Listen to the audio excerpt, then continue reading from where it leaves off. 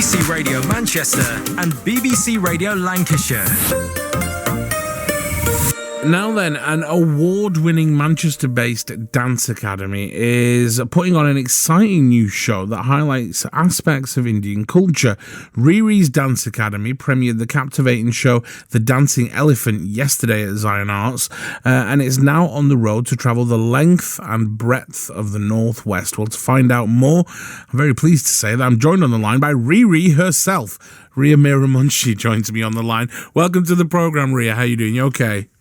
Oh, I'm good, thank you. Hello, how are you? I'm very well, thank you for joining us this evening. Let's talk about The Dancing Elephant. This is a beautiful show with puppetry and animatronics. Tell me about the idea behind The Dancing Elephant and a little bit about the story.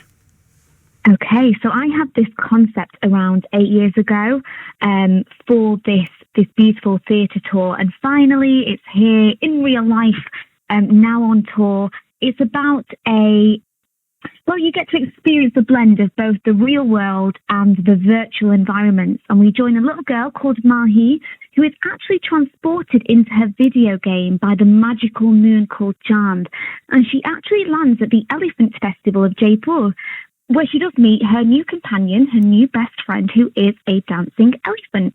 And together they undertake a journey through this video game to unlock the 3 levels in order for Mahi to return home. So we have beautiful stand-art animation in this.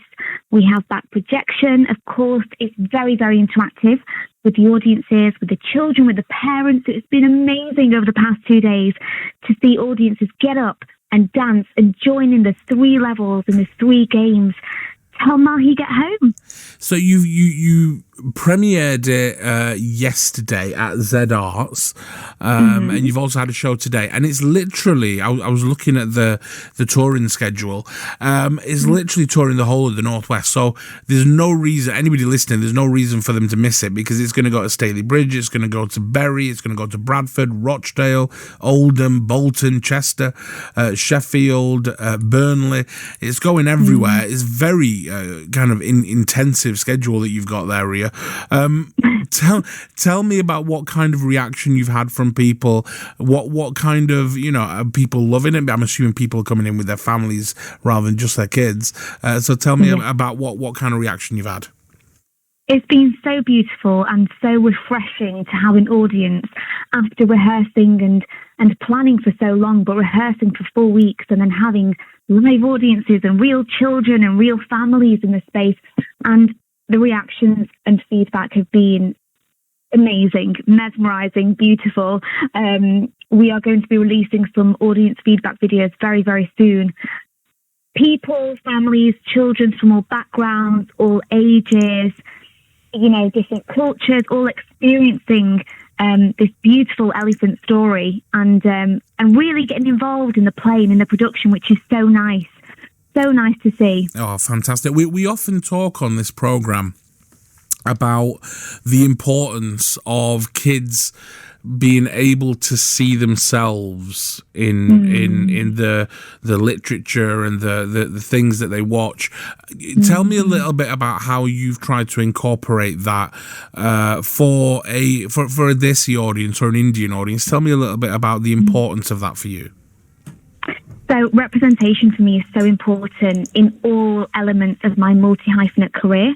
I think representation both on stage, on screen and behind the scenes is so important. And for me in particular, female South Asian representation. So we have a full female cast. The majority of the crew are female as well.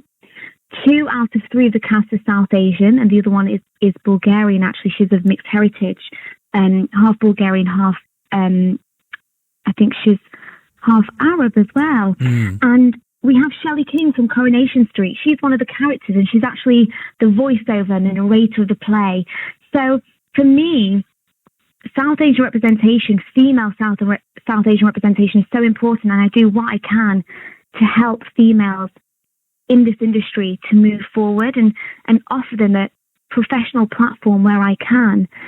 So it's beautiful to see even behind the scenes, even on stage, so many different cultures coming together. And actually, during rehearsals, we were learning a little bit of Bulgarian dancing in between the Bollywood. So it was lovely. Fantastic. Tell me about the elephant, because I mean, one would assume, I mean, I haven't seen the show yet, but one would assume that the elephant is kind of the main character, the main draw. Tell me about this amazing, the way that you've brought this elephant to life. So the dancing elephant is depicted through a number of forms. So we have a beautiful, stunning elephant that lights up just before you enter into the space. And it's a lovely opportunity to get a photo. And then when you're in the space, we see the dancing elephant live on stage. And the mask is stunning of the dancing elephant. And it's been beautifully designed by our designer, Eleanor. And then we also have the dancing elephant portrayed through sand art animation. And we're actually the first theatre company in the UK to have sand art animation within a theatre production. And it's not really used within theatre much, sand art animation, in this country. So it's great to see everybody's reaction to the beautiful animation on screen, because not many people have seen it, especially live and particularly within theatre. So you'll see the elephant in many different forms and formats when you come to watch this play. And I mean, the tour at the moment is kind of within the Northwest. Any plans to take it outside of that after then? Possibly. We do have interest from London and Luton as well. So you never know. Maybe even internationally. Who knows? Well, fingers crossed. And finally, I mean, what is? I know this tour has just begun, so your head is pretty much stuck very firmly in this at the moment. But in terms of after that, what should we be looking out for from Riri's Dance Academy? What are you working on? Is there anything in the pipeline that we should look out for? Yes, the next production called The Magic Stick, which is essentially going to be a mini light show. So that is going to be happening hopefully next year. And then we've got a lovely series of 3 different children's theatre productions. I don't know if you remember, I was on air 2021 for Sue and Sita. I do. And here we are for The Dancing Elephant, and the next one is The Magic Stick. So, and so much more in between. You know me, I never stop. I have a million things going on all the time. So literally. You know what, Riri, it's always wonderful having you on. Thank you so much for taking the time to speak to us. All the very best with the Dancing Elephant and indeed the Magic Stick as well, and we look forward to that when that comes as well. Thank you so much for your time and your kindness and your love and support from BBC Radio Manchester for all these years. Thank you. Not a problem. That is the wonderful Ria Meera Munshi from Riri's Dance Academy. The Dancing Elephant is going to be at Astley Cheetham Art Gallery in Staley Bridge, and that'll be on Tuesday the 4th of April, after which is moving to the Met in Bury on the 5th, and then it'll be at Kala Sangam Art Centre in Bradford on the 8th, Touchstones in Rochdale, yay, on the 11th, Oldham Library on the 12th, Octagon Theatre in Bolton on the 15th, and then it carries on at a number of other places, so you can always check that online, get the rest of the details there. Let's go to a quick piece of music and then we'll come back. We've got your Asian Diary coming up for you very shortly as well.